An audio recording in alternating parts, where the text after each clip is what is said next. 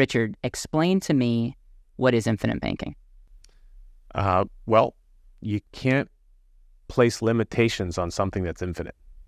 Finite has limitations too. So the infinite is the infinite capacity of the human brain to come up with ideas and generate, or your ability to generate. It's your thinking. That's what the infinite really is to me.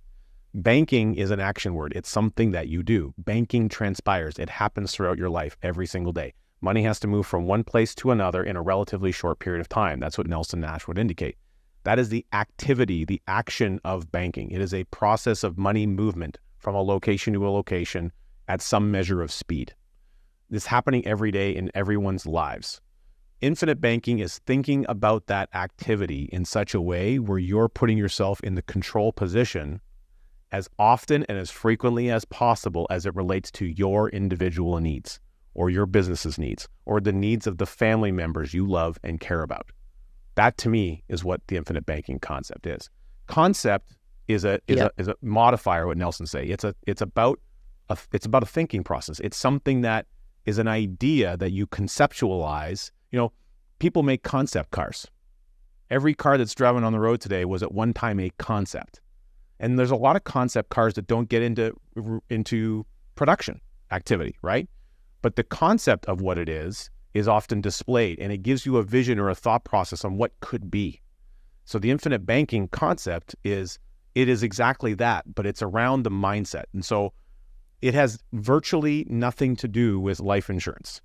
It is 100%, in my opinion, about what's going on between this squishy mass of your ears, this thing you call the human brain, and how you relate to the information that flows through your life around the financial aspect and the movement of money. Using an insurance product to help accomplish that objective the way you want to do it in some form of efficiency is simply making it a logical decision.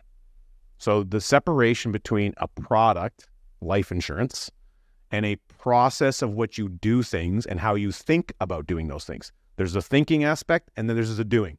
Thinking, doing, product.